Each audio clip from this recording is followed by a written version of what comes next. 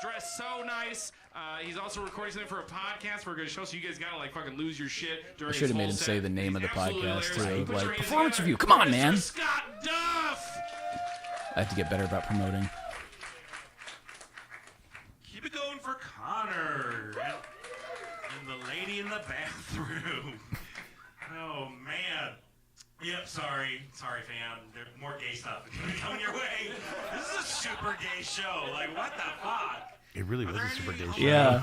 Does that happen to you? Are you? Because I know you pitch yourself as professional gay. Is that something that you often get hired with other gay comedians, or are you usually like the gay one of the group? It all depends. Like sometimes I'm like the token gay on there, but other times it'll be like a big gay show. I don't know. It's weird. Huh? It's weird.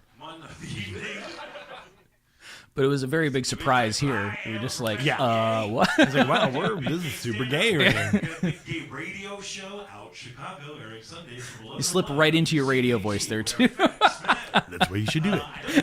Reflex. I'm really good at gay. All right, there. Don't know why I locked eyes with you, sir. I'm sorry about that. It's fine. You're just there. I need to come up with a new opener. All right, cool. A new opener for. I've been doing that no gag reflex joke for like 5 years. Oh Jesus. Yeah. Yeah, might be time. Definitely. Well, also because you have silly. This set in particular, I've seen you do this set a few times, and it's you contrast the silliness with the gay panic. You know, and that's it. There's a lot of playing with tropes I've noticed. You know, Yep. and it's weird. So there were some sets like this one. It worked really well, but there were some sets where that silliness really harshly contrasted with, you know, like you could murder a gay person legally, and it was like, whoa. Yeah, I like taking the air out of the room. Yeah, It's true. It's my Hannah Gadsby moment. Hannah Gadsby. Yeah. Nanette. Oh right, yes. Oh my God, I just remember Nanette, and I'm like, who did that again? I was like, Yeah, it's my Hannah Gadsby moment. I'm like, oh, you can be serious. Yeah. You can try to get a point across. Yeah, but it was you had a good buffer between the two, because I think Sometimes it gets a little too harsh. yeah, it's more like Whiplash, like what the fuck. Yeah. But yeah, that's more playing with tropes. The Yas thing, where did that even come from? Because I've heard so many people say it, and I know Gay it's panic? like we're talking Whiplash, like go into Yas. Oh, yeah. Yeah. Girl, that is a total like misappropriation of cultures. It's like the gay community coming in, stealing stuff once again from the black community. Oh wow. Yeah, it's like it was from the ballroom scene. Huh. But it's like yes, queen, yeah, like that whole bit. It's totally appropriated from like black drag culture.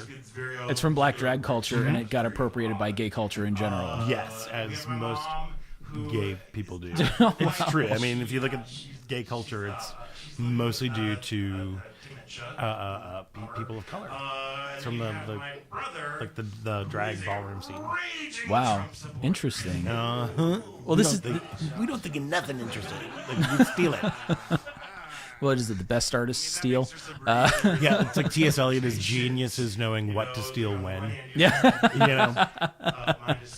that's interesting. It's something I haven't heard too much of, so I'm fascinated by that.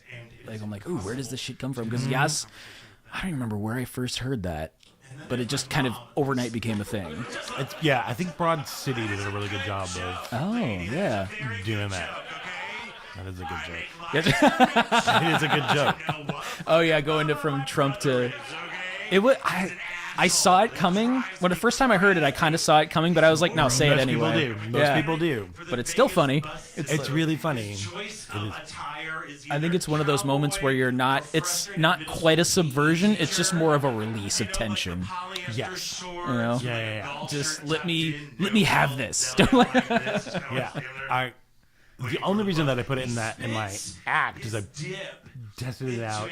I tested it out on Facebook, and it got like an incredible response. Yeah. But it also got this weird. I got some people kind of attack me. Really? Yeah, saying that we're Trump supporters. Oh yeah. So they're like, yes. Yeah, I'm like yes. But I really had somebody who like this one dude who used to work at Laugh Factory he's a dick. He's just a dick. How do you work around comedians the whole time and keep a super conservative attitude? He doesn't anymore.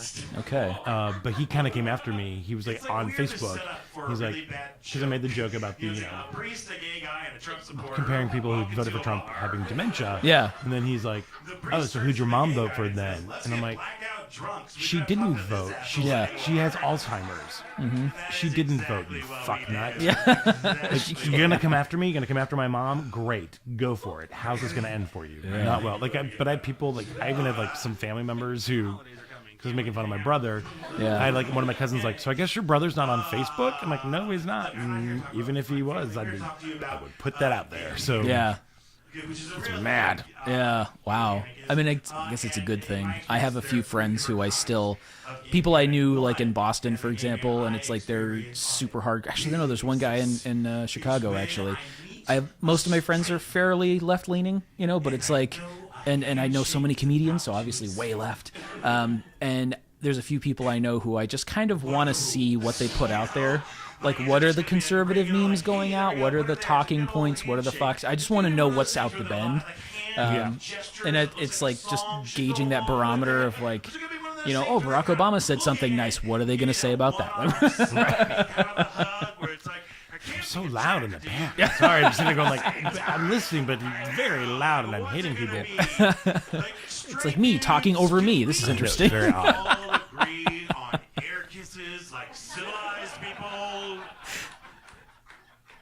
Well, this was really good too. I remember even Trump likes air kisses. He does like air kisses. Who did he try to kiss? Yeah, it was one of the Republican. Cheney. No, not Cheney. Didn't he try to kiss Pence once or something? Yeah, I think he would like. Yeah, he got left. Pence. I mean, come on, that little. I've that had, closet queen right there. You think I've had someone say that? I think it was Matt Brown said that Paul Ryan for sure cross-dresses. I could see that. I'm more about it's Pence. Pence is like, really? Yeah, dude, the squeaky wheel. He hates gay people so much. Oh, so he's definitely in the closet. It's like the squeaky wheels for them. I mean, he calls his wife mother. I mean, when they, like when they copulate and it's copulate, it's not making love. It's not having sex. Not fucking. Definitely ain't fucking. It's when they copulate. It's like through like a hole in a sheet. Oh God. He has to like think real hard about like Ricky Martin or something like that. Before he goes in. Yeah, there's something like his record with LGBT people, especially when he was governor of Indiana. Yeah. It's just fucked up. Yeah, I think that does protest too much kind of thing. Yes, that's exactly what it is. Wow. You had a joke about Ricky Martin a while ago. I think the first set I ever saw you do was at Strip Joker in the back room. And you had that joke about Ricky Martin sitting on your face. Yes. And I died. You had that moment where you're like, and just one ball. You draping on either side. It's a real truth in comedy. It's really what it's all about. I have this thing for Ricky Martin. It's horrible. I just texted somebody yesterday. I'm like, Ricky Martin's trying to kill me via Instagram. Just distract you. Oh my God. Yeah, it's real. My love for Ricky has been long term. Huh. Love him. And you haven't? Is it a dated reference now? Because he's still relevant. He's still out there, right? It was dated actually when I first started doing it, and then he kind of became a little bit more relevant because he popped up onto that Versace miniseries. Oh, did not see that. There was it was on FX. It was like the murder American Crime Story. You know how Ryan Murphy does those series, and he was Versace's boyfriend.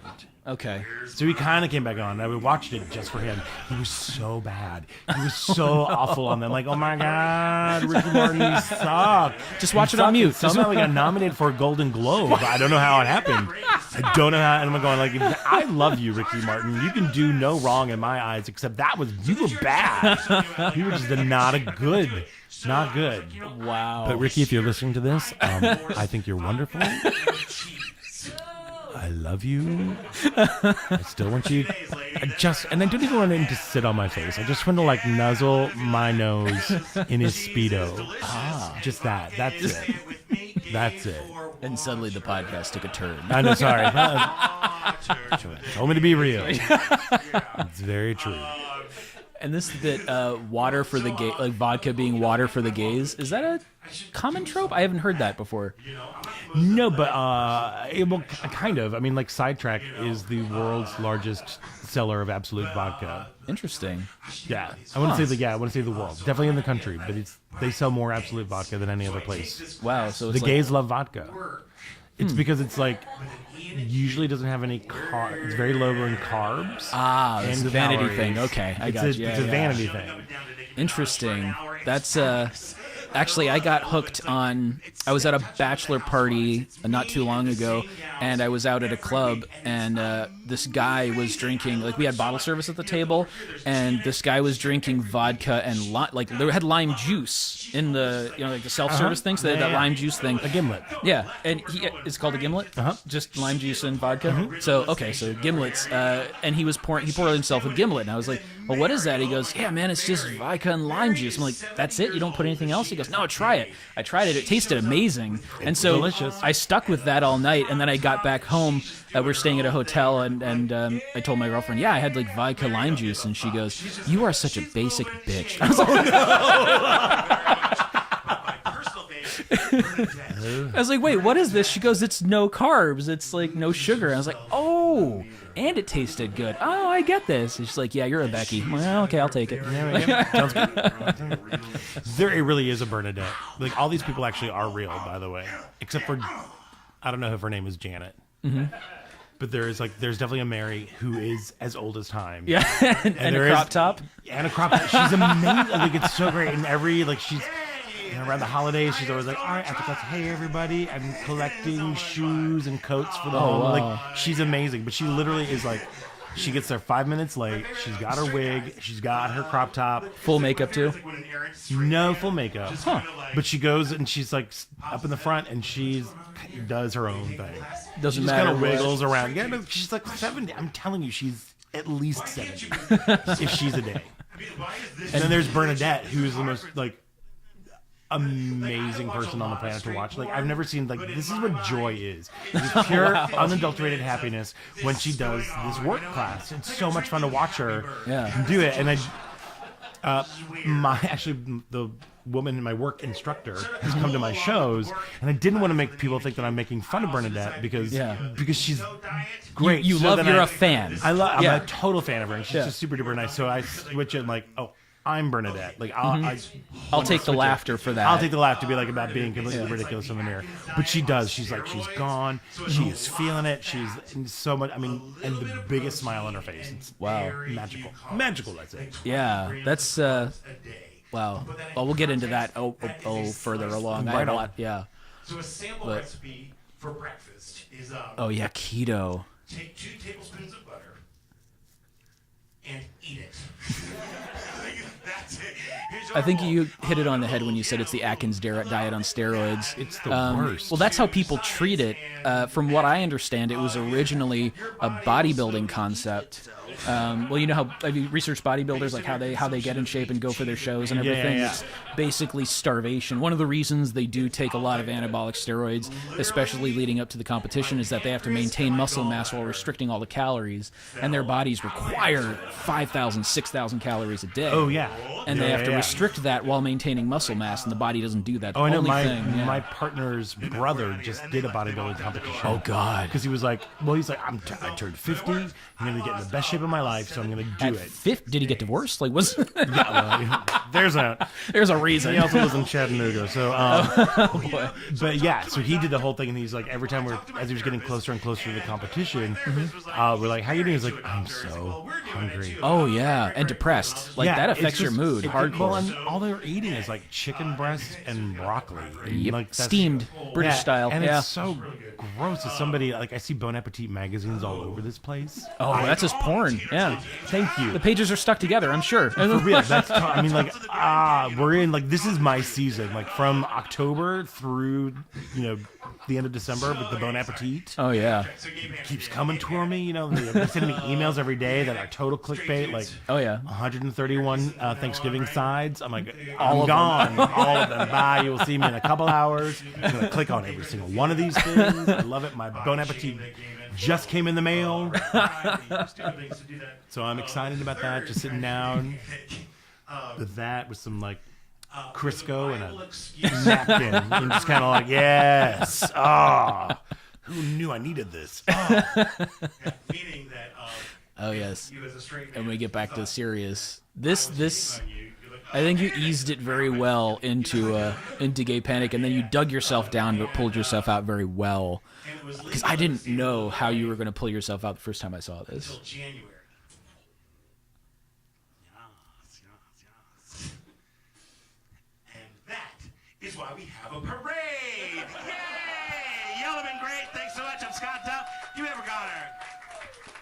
Yeah, my Hannah Gadsby moment. Scott Duff, everybody. Yeah. Keep it going for him. Hell yes. Oh I my get gosh, so you guys are sweaty. amazing audience. Get up It was towards the end. Well, I think right after you did Bernadette. That's Yeah. where- Oh yeah. Well, I can cop a bead sitting still, so it's horrible. Yeah, I sweat very easily too, especially when you're like, well, you're on stage. Technically, that was more of a. Oh, whoops.